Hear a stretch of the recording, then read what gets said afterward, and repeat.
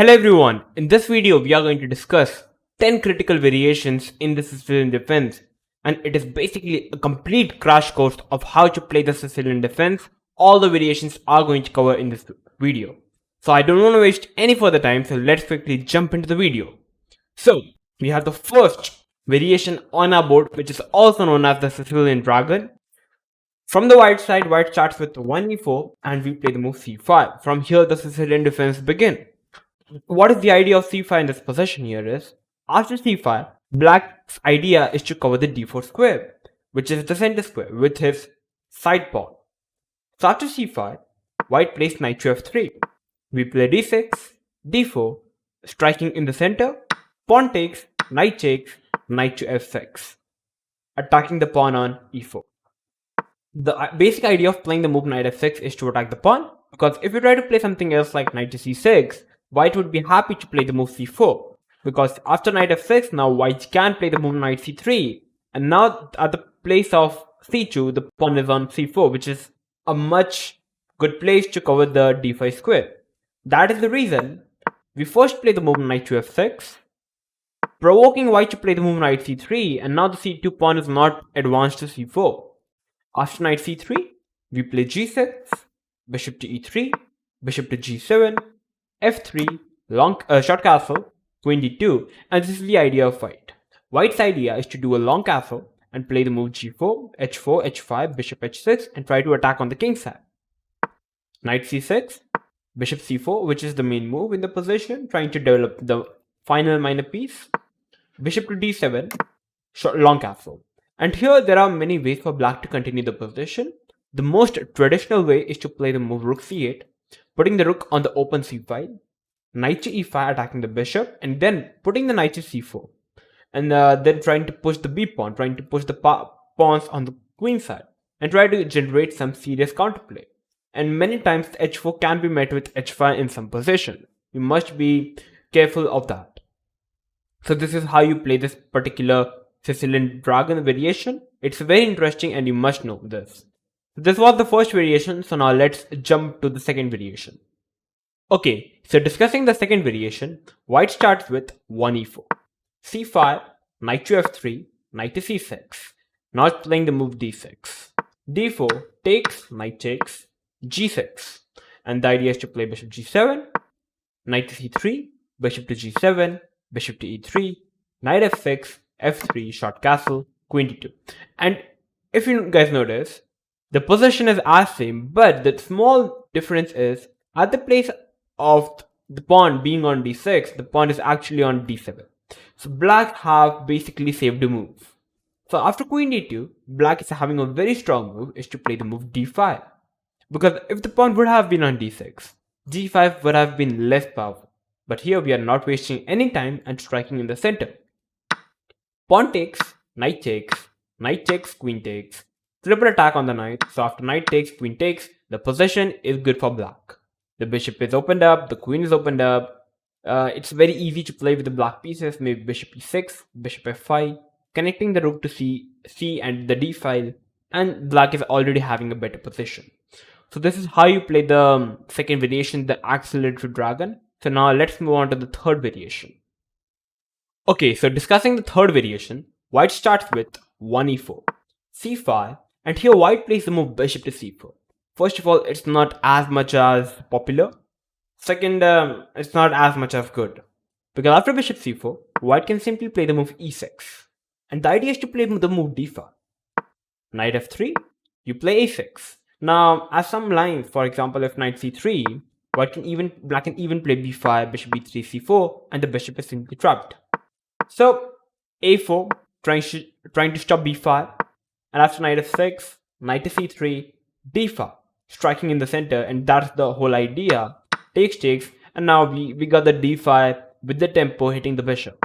After the bishop move, black can simply continue with bishop e7, and black is already having a very comfortable position. Or even if you want to trade off the queens, maybe queen e7 check, queen e2, and you can simply trade off the queens, and black is pretty happy.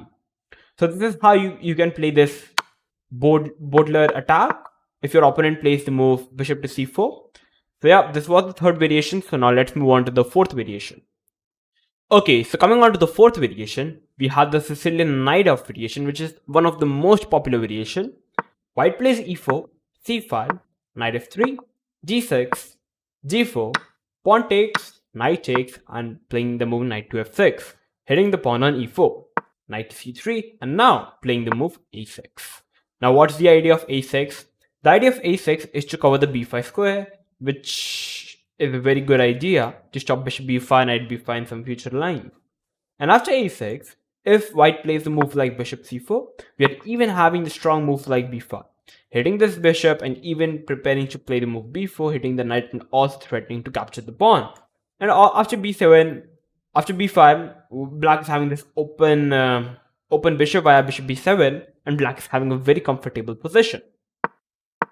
So if bishop to e2 at the place of bishop to c4, black can also play the move e5 because the b5 square is covered up, so there is no knight to b5. So the knight is forced to move, and now, like after knight b3, maybe bishop b7, short castle, still b5, or maybe bishop e6, d5. Black is very comfortable. So this is what happens if bishop e2. If white plays bishop to g5, we can play the move e6. e5 is not as much effective as e6 because after e5, white can simply go back, and now the d5 square is weak.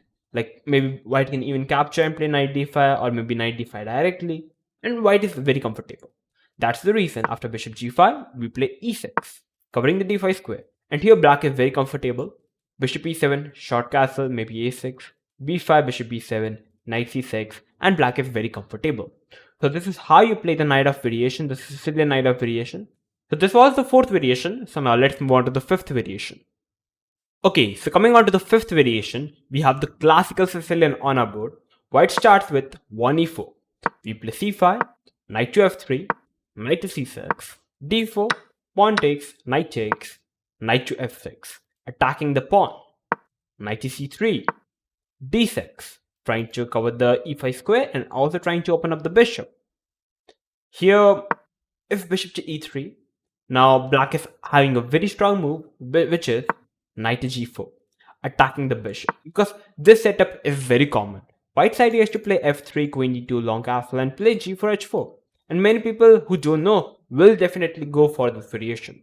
And after bishop e3, that's our idea. We are going to play the move knight to g4, hitting this bishop. Once the bishop moves, we are having a very strong move, queen to b6, attacking the b2 as well as the knight on d4. And if your opponent tries to capture the knight, simply queen into f2 and it's a checkmate, and many games have been continued like this. So that's the whole point. But the smallest thing here is bishop e3 is the incorrect move. The best move is to play the move bishop g5, black plays e6, and white gains some slight advantage, but still it's completely playable. So yeah, this was the fifth variation, the classical variation in the Sicilian defense. So yeah, so now let's move on to the sixth variation. Okay, so we have the sixth variation on our board, the Sicilian defense French variation, where white plays e4, we play c5, knight to f3, and here e6, g4, pawn takes, knight takes, and playing the move a6, trying to cover the b5 square, knight to c3. And after knight c3, we play the move queen to c7. The idea of developing the queen on c7 here is because it is the most flexible move in the position, because as the b5 and the d5 squares are covered, there is no way the knight can jump to these squares to attack the queen. That's the reason queen c7 gives black the most flexible option. Bishop to e3, the idea is still the same, trying to do a long castle and stuff like that. We are going to play knight f6, attacking the pawn. Queen d2, bishop to b4, trying to put pressure on this diagonal. And after f3, already d5, opening up the position. If pawn takes, knight takes, it's a triple attack and black is better. And if white plays something else like bishop d3, ignoring the threat, already e5. Kick the knight, push the pawn, you're going to get a piece, you're going to win the game. So this is how you can play the Sicilian defense French variation. So this was the sixth variation, so now let's move on to the seventh variation. Okay, so now let's discussing the seventh variation in the Sicilian defense. White plays e4, we play c5, knight f3, knight to c6, d4, takes, knight takes, and playing the move knight to f6, knight c3, and now comes the main move e5. pushing up the pawn to e5. And here this particular variation, the Sveshnikov variation, have been played in the World Championship matches. Magnus Carlsen has played it many times. e5, knight to b5. The idea is to put the knight to d6. So we play the move d6, trying to cover the d6 square. And after bishop g5, we play a6, knight to a3, b5. And the basic idea of this particular variation here is white has wasted the knight's move many times, like knight f3, knight to d4, knight to b5, knight to a3.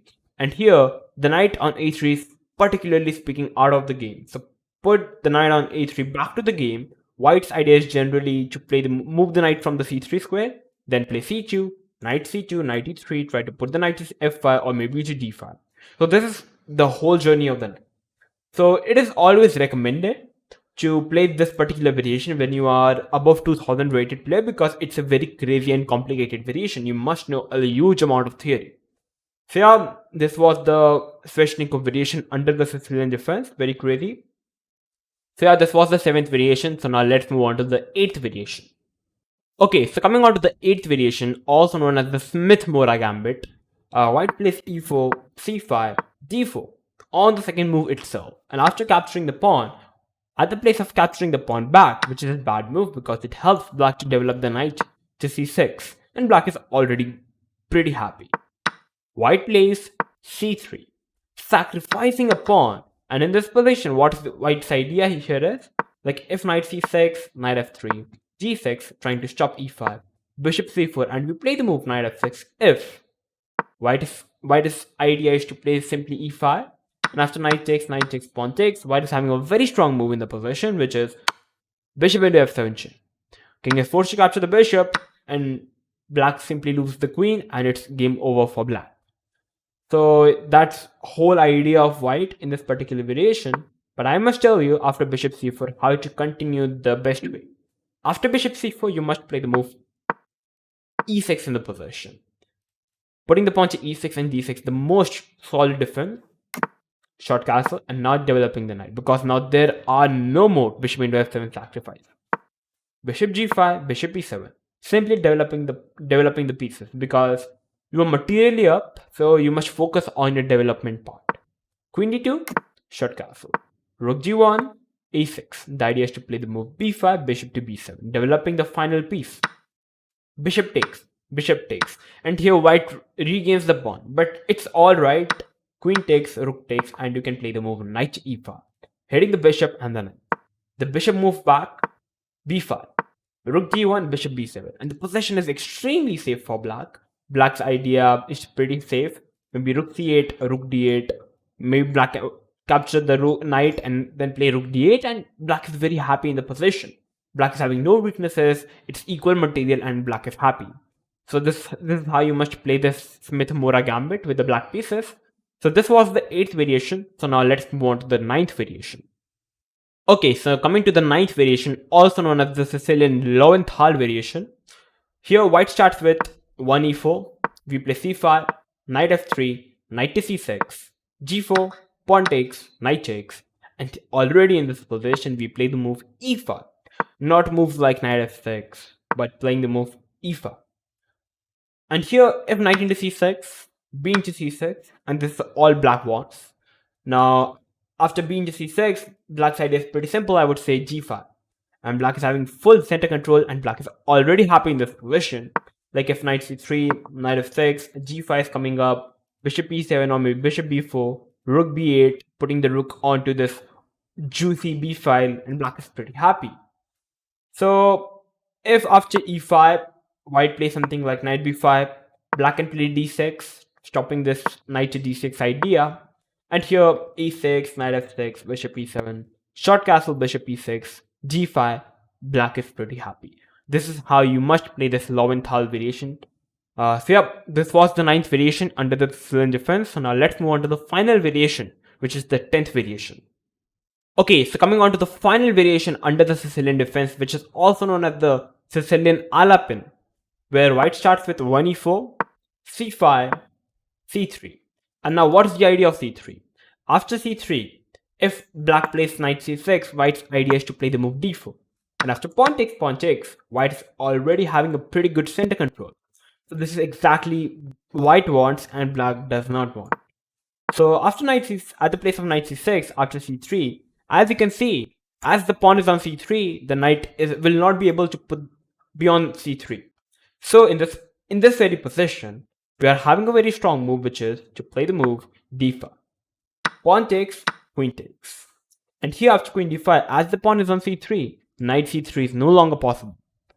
So after g4, we can simply capture the pawn, and after pawn takes, you will realize that white is having an isolated pawn, but in the exchange, white is having a huge amount of activity. Like how? If knight c6, simply knight f3, defending the pawn. Bishop g4, now suddenly knight c3 is coming. Hitting the queen goes back, now suddenly g5, pushing up the pawn. Hitting the knight moves, white can simply capture the knight, sacrificing the queen, and now comes the move bishop to b5 check, where the black is forced to put the queen in between, and after takes, simply king g8, white can simply capture the bishop, knight f7 is coming up, and knight into h8, it's a check, and white is completely winning. So basically after cg, the best option for black is to play the move e5 in this position.